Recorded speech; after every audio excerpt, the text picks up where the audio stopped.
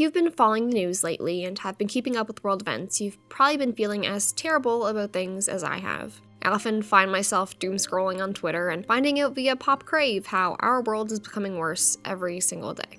If you are part of any marginalized community, this may be affecting you even more deeply, as right-wingers attack our very existence and work to take our rights away from us. Before I really begin this video, I want you to know that this channel, my Discord server, and my social media accounts are all safe spaces for the LGBTQ+ community, women, people of color, immigrants, and folks with disabilities. My heart goes out to everyone that has been affected by recent events and finds themselves struggling. I hope that this channel, video games, and whatever else may bring you joy in your life continue to bring you hope and comfort during this frankly baffling moment in history. It's easy to feel discouraged or hopeless and to think that there's nothing good left to talk about anymore. However, as I write this script today, Thailand just legalized gay marriage. Although there is a lot of darkness and hate in this world, we still see people moving forward and bringing progress to the table, one little victory at a time. With all of that being said, video games can be a source of comfort, or even distraction when our lives get overwhelming. Maybe it's not world events, but personal struggles with mental health or grief. There can be so many types of hardships that lead to us picking up a game just to forget about everything that's bothering us and to just get lost in a different world for a while. For this video, I want to talk about some of my favorite games that I go to when I need to find that relief and comfort from the real world. And I hope maybe it helps you find a game to play that can be there for you during hard times. The most important game to me that always brings me back to easier times and helps me when things are bad is Kingdom Hearts. I've been a huge Kingdom Hearts fan since I was a child, and I have so much personal nostalgia and memories tied to that series as a whole. However, I do think that even if you've never played a Kingdom Hearts game before, it's a type of series that can bring comfort and relief to anyone, regardless of whether you grew up with it or not. I think a part of this is that Kingdom Hearts can bring out the inner child in just about anyone. Odds are you grew up watching Disney movies and probably have some really fond memories of them. Or maybe, as a teenager, you played Final Fantasy and became attached to characters like Cloud or Aerith. Kingdom Hearts is so much more than just Disney or Final Fantasy, though. What really makes Kingdom Hearts shine and stand on its own is its original characters, worlds, music, story, and themes. Seriously, Yoko Shimomura's work on the Kingdom Hearts soundtrack is reason enough for this series to be in this video. I think what makes Kingdom Hearts stand out the most to me is how unapologetically emotional and loving it is. The core of its message is always about the power of friendship and how light will overcome darkness. It also acknowledges that most of us have some darkness within ourselves that we have to accept, and that when we are struggling with our own darkness, it's our bonds with others and our memories that can save us. Although Kingdom Hearts has a reputation for being overly complicated and convoluted, its core message and emotional experience is very simple. The most important thing about Kingdom Hearts isn't its lore, it's how it makes you feel. While the messaging about friendship and light may seem childish, sometimes being there for our inner child and being reminded of those simple messages can be what we need most during bad times. Kingdom Hearts is great for those that are looking to feed their inner child, give into nostalgia, and have a good cry. Another game that makes me nostalgic is Animal Crossing. The first Animal Crossing game I ever played was Wild World on the DS. When I was a child, I was obsessed with it. If you've watched any other video about comfort or cozy games before, I'm sure this game has been on probably every single one of those, and for good reason. There are a handful of Animal Crossing games out there, with New Horizons being the most popular, but for the sake of this video, I want to focus on Wild World since that is the one that brings me the most comfort. What sets Wild World apart from New Horizons and even New Leaf for me is how simple it is. I'm not the mayor of a town or an island, I'm just a simple villager living alongside other villagers trying to make a living and enjoy my time. The music of Wild World and City Folk are easily my favorite in the series, and it just feels like home whenever I hear it. I love the look of Wild World. Its pixelated DS graphics are so charming, and the top screen shows the sky and constellations at night. Wild World excels at the basics of Animal Crossing, like fishing, digging fossils, catching bugs, gardening, writing and receiving letters, paying off your loan, decorating your house, buying new clothes, changing seasons, and holiday events. For what it lacks in customization compared to later titles, it makes up for in character. The villagers have so much more personality and aren't afraid to say what they mean. To me, Animal Crossing was always about the simple day-to-day activities and bonding with my neighbors. I find decorating an entire island to be a bit overwhelming personally. I much prefer having Tortimer as the mayor running the show. I'd recommend Animal Crossing to someone that's looking to just truly relax. No battles, no thinking about a story, just chatting with neighbors, doing some dailies, and taking in the comforting music and scenery.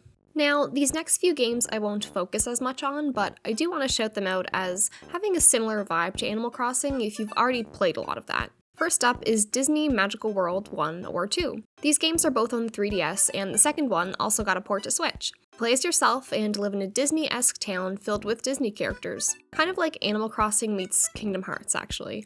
You can do quests, craft and buy different furniture and clothing items, run a cafe, take cute pictures, and more. There's also the My Sims games.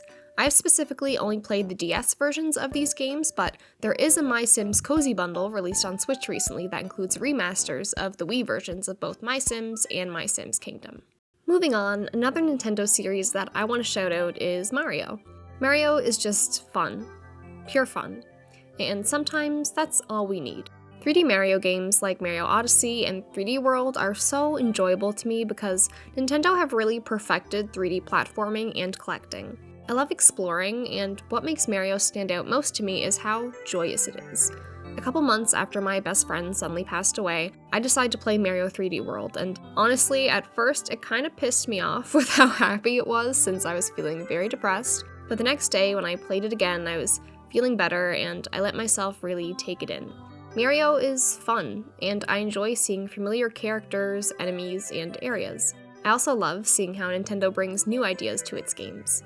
I think Mario hits a sweet spot when it comes to engagement. Playing Kingdom Hearts, there can be some really challenging boss fights that make you want to smash your controller, which isn't very comforting. Whereas with Animal Crossing, you can zone out so much that you're left thinking a bit too much as you're fishing. Mario is great for not feeling too challenging that you're frustrated, but not being so simple that you get bored easily or let your mind wander to the everyday horrors of life. On a side note, some other games I would recommend for similar reasons are the original Jak and Daxter, Spyro, and Astrobot. All incredibly engaging platformers that all have great exploration, gameplay, music, and most importantly, fun. Shifting gears, I want to take a moment to talk about the most unconventional game on this list: Webkinz. Now, stick with me here. If you grew up in the 2000s, you probably played Webkinz or had friends that did. You bought the plushie, it came with a code, and you entered that code online to play with your virtual pet.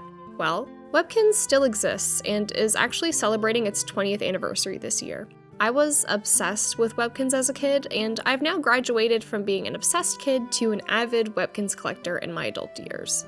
Webkinz is so much fun, and it's free to check out on desktop and mobile, although I do recommend the desktop version. You get to decorate your own house, dress up your Webkinz, mine for gems, get a job, go to school, play so many games in the arcade, play multiplayer games, and more. I think most people that play Webkinz now are actually people my age and not kids, and I think the reason for that is, like previous games mentioned in this video, is that it brings us nostalgia and pure fun. It takes us back to an easier time and there's no high stakes. My Webkinz obsession really took off after my best friend died, so I jokingly blame her for all of this. Really though, Webkinz is the game that helped me out the most during the hardest time of my life. The community is so welcoming and kind. Not many virtual games survived the great Adobe Flash purge, and more importantly, the uprising of social media. Club Penguin, Pixie Hollow, Barbies, Tie Online, and so many more websites made for kids were purged. However, Webkinz still exists, even though a lot of people don't realize it, so here's your reminder. Switching gears yet again, I want to talk about some cozy games that aren't farming simulators or Animal Crossing likes. My favorite genre of cozy game is actually fashion dress-up games, and most recently, Infinity Nikki has been scratching that itch. Infinity Nikki not only excels at having beautifully designed outfits, but also incredibly fun exploration. Exploring Mirrorland is so much fun, and the gameplay, while having combat, is so easy that it doesn't require much thinking, which, for me anyway, is very comforting. The world of Mirrorland is so much fun with differing towns, cultures, species, and landscapes. You can fish, catch bugs, groom animals, craft clothing and accessories, and do so much more. The game is free to play with gacha mechanics, so if you are someone that may be tempted to spend money and gamble, that is something to be aware of. However, if that is not something you are concerned about, spending money on the gacha isn't by any means required to progress the game. I've put over 100 hours into Infinity Nikki since it launched 2 months ago, and I play it literally every day, even if it's just to do my dailies. There is so much content in this game, and it is so much fun. If you want a game that is unapologetically feminine, this is perfect for you.